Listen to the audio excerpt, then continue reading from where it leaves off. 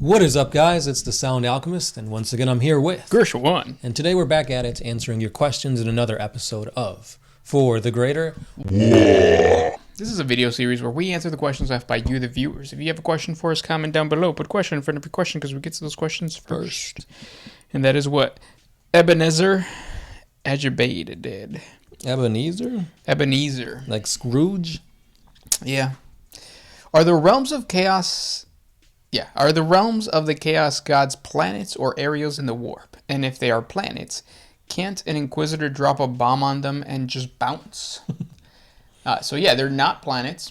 They are areas within the realm of the Immaterium. Mm-hmm. And the thing that you have to remember, and we talked about this yesterday, the thing about the Immaterium is that time and space don't work the same way that it does here in the real world. So we were evolved to perceive reality a certain type of way. When you get into the realm of chaos, that gets thrown out the window because it's not the same way. Right. It's like you used to think up is up and down is down, but now up is left and down is a square. Exactly. Yep. The best way I can explain it is like when you try to perceive emotions, when someone is angry, there is another sense. It's like trying to tell the difference between, like if somebody said, what is the difference between like this realm of chaos as opposed to this realm of chaos? So like the gardens of Slanesh compared to the garden or the labyrinth of Tzeentch. There are certain areas where they kind of, there's no way to separate it within us thinking about it. It's almost like me asking you, what's the difference between anger and rage? Well, there are differences. It's a different emotion, but in reality, at its core, it still kind of comes from the same place. It's this chaotic place. Yeah, it's like if I asked you, what is red? And I said, it's red. You can't answer it by using the same word. Yeah. But yeah, and it's also very flowy and changing because you have like the realms of chaos, like you were saying, gardens of Nurgle and whatnot, but then you also have the Ashen Wastes, where you have like vampires and those like Norwell things. Oh yeah, and it's not necessarily like the realms of chaos are here and then around it is the Ash Waste. They're everywhere, kind of like the galaxy, where like if you look at the Imperium, there are pockets within like Ultramar that are not conquered by the Imperium. And those are considered the boundaries of the boundaries of the Imperium, but they're in the middle of Ultramar, or the Ultramarines, or what's it called, the Ultima Segmentum. So you keep that in mind too. Yeah, it's very weird because again, like the whole time-space thing is a weird concept to even think about. The birth of a chaos god that always existed is another paradox. So it's definitely an interesting topic, but it makes no sense. Yes. Kind of like this question by Eric Romeo. So when Malau goes to Malau and then does a Malau, how many Malaus would Malau? 5. And that's just our interpretation of it. But because we were biologically evolved, yeah. This question comes from Victor Hugo Feitosa. Totally random question. Does a Atlantis City equivalent exist in 40K? Let me think. I mean, you got water worlds, so... Yeah, but I think like he means like an empire that existed and then fell apart. So Terra, Earth. I think it would be more along the lines of an old forgotten colony of the Imperium. Yeah. Like... And it probably has... I don't really know any off the top of my head. So no, the answer is no. But if you wanted to create one, I think throwing in the idea or the concept that this empire was really well known amongst the Forge worlds that were abandoned during the Age of Strife. Check out our 40 facts on the Age of Strife. Yeah, check out our 40 facts on the Age of Strife. But yeah, like if the Forge worlds knew of this one city or this one planet or subsector that was like marvel of technology, and it had like all the STCs that you could imagine, and then it just like when the Great Crusade and the expeditionary fleets made it to that area, it was gone. Like it didn't exist. So now all you have is the records and the stories and the legends of like rogue traders and Forge Worlds talking about this area, but it just doesn't exist. Which couldn't be 100% believable with like the warp storms and stuff like that. It literally eating planets whole and taking them into the warp. Mm-hmm. And then they could be spewed out, who knows when. Yep. Good question, though. Yeah. This next one is by Pedro Revici. What if a Null and a Psyker wanted to have a relationship and wished to have a family? Would it even be possible to have children, or would the genes perhaps cause a miscarriage or something similar? No, I think that it could be possible because they're both humans. Mm-hmm. And it would just be basically like two people that are not supposed to be together that end up together. Like a Romeo and Juliet. Yeah. So it exists. Mm-hmm. It could exist. And it's probably something that happens more often in reality. Where it's like, you two shouldn't get together. Let's run away. But Mom, I love him. You're only 13. You don't know love. But Mom, I love him. He's a blank. He makes you vomit. Yeah. Next question. We all vomit, Mom. This one is a long one by Luke Stewart. So a while ago, you guys were talking about an emotion that doesn't quite fit in with the Chaos Gods. And I feel like the emotion, which would be will in unity, cooperation, that does not fit with the grimdark setting of the current 40K universe. And I could see why they would be very little unity or cooperation within races. Because there was a time when the world and the heavens, the old ones and their creations would work together to fight the Necrons. And we know their Chaos Gods began to form. And basically, he continues to say basically the same thing. Unity was more a thing during the War in Heaven, and there's not much unity currently in the state of 40K. You can make the argument, though, because this is another thing, too. Because of the martial prowess of Khorne, you can say, like, well, there's militaristic unity, where the legions of Khorne work together until they get to the battlefield. Kharn the Betrayer. Yeah, and then they go crazy. But even Kharn the Betrayer, like, he has to travel. Yeah, he works together with people until it's time not to. Right. So it would be a minor Chaos God for sure. Mm-hmm. But I think it still exists within the realm of Khorne. Yeah, I mean, you've seen partnerships with, like, the Eldar and the Marines and the Imperium working together. The Blood Angels and the Necrons work together. So there is unity out there. I mean, look at the Tau. They're all about unity. Bring everybody into the greater good. Even Nurgle, like his unification or his big unifier is the fact that I'm going to give everybody the disease. Right. And they're all going to end up being happy. Because that's what ends up happening anyways, right? Mm-hmm. Like most Nurgle followers are really joyful and like pus-filled. Yeah, like the beasts of Nurgle are like puppies. They just want to get in your face and spread the disease of happiness. Which sometimes when you go to like churches, you get that feeling of like, oh, dude, like stop. Why are you so happy? Like, I just want you to be part of the community. Like, it's gross that you're that happy and you want to like lick me like that. Next question. I mean, there was a thing called the Reunification Wars. So the Unification Wars? Yeah. Oh, yeah. Yeah, unity, it's a thing. This one is by Gofaria Rebels. What's up, my dudes? Can you wear living metal as armor, or just have it be a part of you? So living metal is actually Necrodermis. Mm-hmm. And the only human to have had it, maybe Deathwatch, but Iron Hand Primarch, what's his name? Ferris Manus, a.k.a. Manos de Fierro, Iron Hands. And I think his thing is like he wasn't wearing it. His hands became that. Right, because wasn't it like they burnt off or something like that? Yeah. So. Because he was fighting like a centipede or something like that. Yeah, which probably was one of those Necron constructs. What are they called? The Forge World things. Yeah. Next question. Heron Royer. Are there giant humanoid creatures that are planets? And do plants and animals still exist on xenoplanets? Yes and yes. Mm-hmm. When you say humanoid planets, I was thinking of Ego from like Marvel. Mm-hmm. But no, there's actually that obese man that is a chaos planet.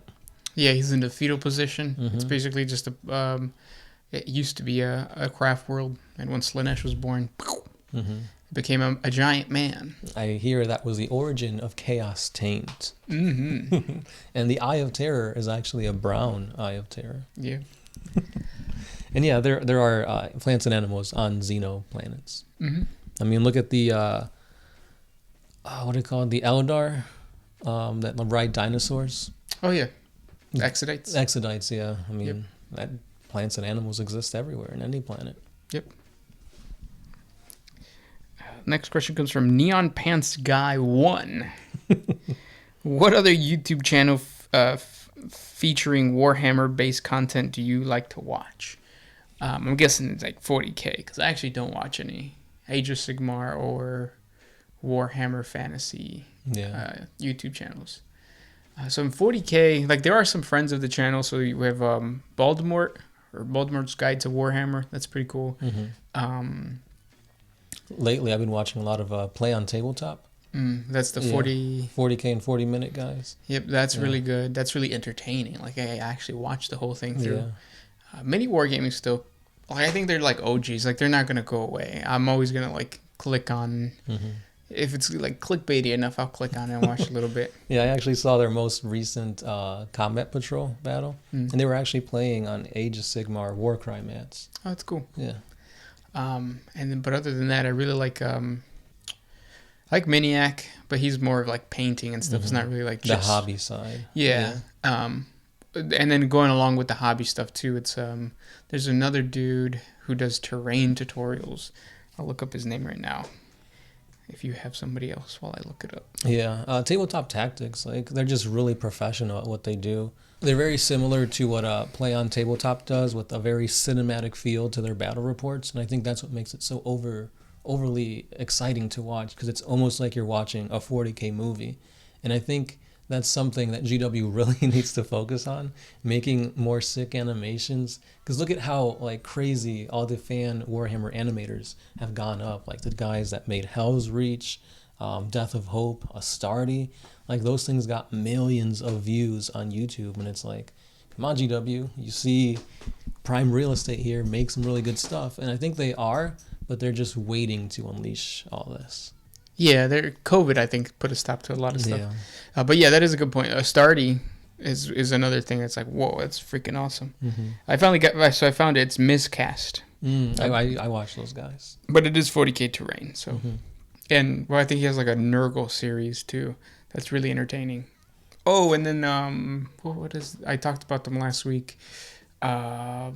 Midwinter Minis. Mm-hmm. That's another good YouTube channel that does 40K stuff. I think they only do 40K stuff now. Yeah. But again, they're like speed painting, but they're not like Miniac where like they paint all things. They're specifically 40K. And right now they're doing like a tournament style battle report series where like they take the starter sets from each individual faction and they fight them. And the orcs are doing pretty good, even though they've only won one. But like that's good in the orcs' eyes. Yeah. So I think that's kind of cool. Mm-hmm. That's about it. Yeah. That I can think of. If you're into like conversion work and stuff like that, Pete the Wargamer is pretty entertaining. Oh, yep, that's another guy too. Mm-hmm. He's really good. He has a really good Instagram too. And yeah, because Instagram is like a whole different game too. Oh yeah. But yeah. And Bridget B's podcast. Yeah, that's probably my favorite Warhammer-related content. Especially when she comes out with the videos. Whew. Mm-hmm. Dressed as a Slaneshi demonette. Oh, that's all the videos. Mm-hmm. This next question is by Grant Patterson. How is it possible that Slanesh ate the other gods? Because aren't gods created from emotions and thought? So unless people stop feeling emotions, then can they never die? So if that's true, is Slanesh still feeding off of them now, like a vampire having a cellular full of people of food supplies? I think you're asking how is it possible that Slanesh was born? Well, no, because remember when Slanesh was born, it's the lore said that it consumed the... Yeah, the Eldar gods. I thought you meant like Slanesh ate the Chaos gods. Yeah, no. Yeah. So what ended up happening is just like the ancient... Greek and Roman mythology of like Cronus, was it?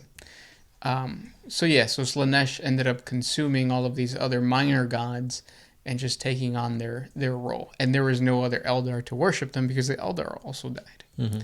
So now the few people, like the Harlequins who go around like singing the songs of all of these old dead gods, they're still too few to actually manifest in Right. any type of strength. Even though you still have like the closest thing to the gods, which are the Phoenix Lords.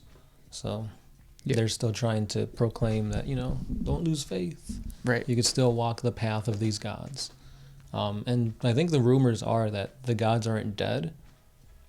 They're just kind of kept entrapped in her stomach. So by killing Slanesh, you'll free like Asurian, Vol, and all of them.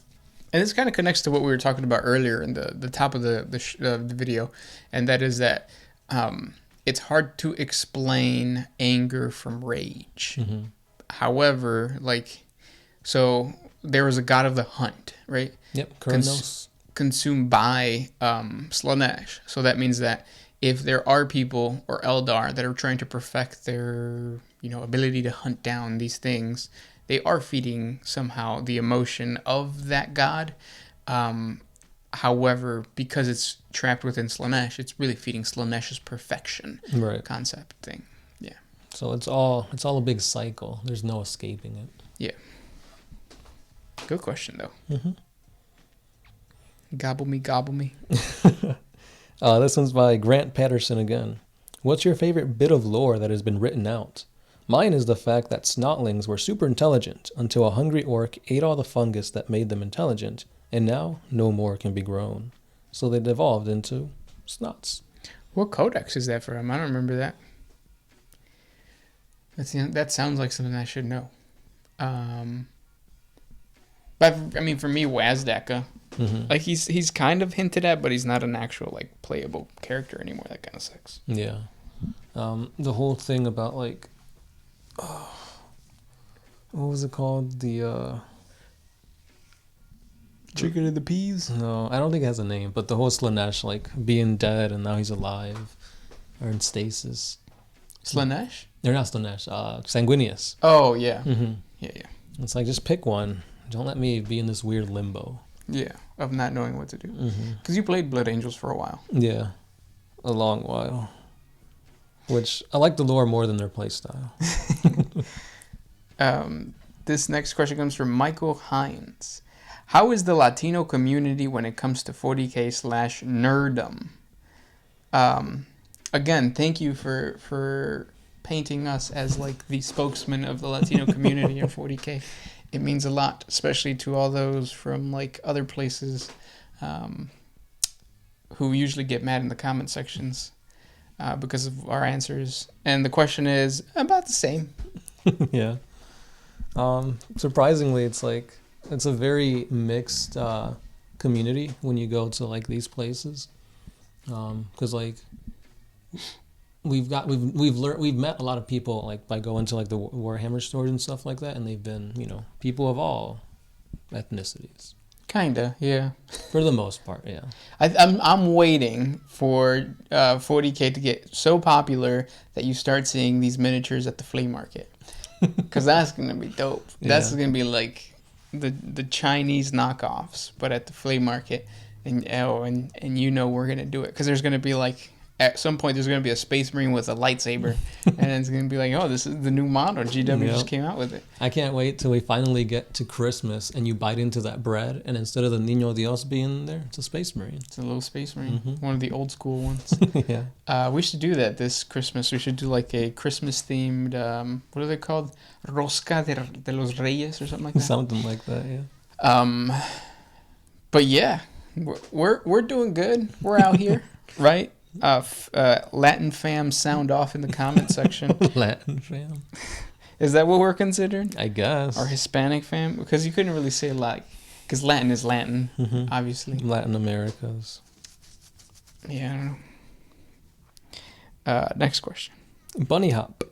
Who's one Age of Sigmar character, model, or unit that you'd like to see in 40K? Age of Sigmar model? Unit or faction. I want to do this conversion idea that I have. My fucking hair is coming out of my hat.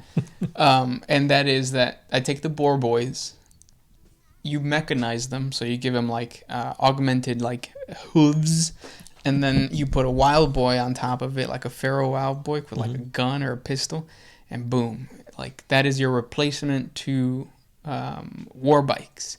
So now you have warhogs. That'd be kind of cool. Do you also mechanize their tails? The little, the twisties. Yeah. Nice. Yeah. Now, are they going to be pink or brown? They're brown because they have fur. They're boars. Oh, that's right. You didn't say pigs. No. I said hogs. Hogs, boars, pigs, swine? What's the difference? Right? I'm ready for Thanksgiving. I always wanted to see a more nature approach to 40K. So I think seeing like the Sylvaneth be their own faction would be pretty interesting. Yeah, because you know how like... Oh, go ahead. I was going to say, like, how are you going to make tree people be more like nitty and grimdark? Well, because what I was going to say, like, you know how like the Underhive is always talked about how it's like dirty and it's disgusting and all that stuff. But also whenever you look at post-apocalyptic worlds or scenery... Oh, it's all overrun. With like greenery and because it's like the planet is taken over again. Yeah. So it'd be cool if you see that in the Underhive, where like eventually the planet rebels against the toxic wastes. But usually they become, what's it called? Terrified? No, not Terraformed. Terrified. Yeah. The planet gets scared. But even then, I think it would be cool if the Imperium was like, we tried to terraform this planet, but we just can't get rid of this specific type of fungus or algae. There's actually there's a lore to a water world that's like that, where like there's some organism within the water that just causes any type of like human colonization to destroy it or something like that. Yeah, cool. That would be cool though. I would like that faction. Those were the questions for today. If you guys have more questions for us, comment down below. Thank you guys so much for listening. Here's to Smelt Rats, a.k.a. Skaven. Hasta mañana.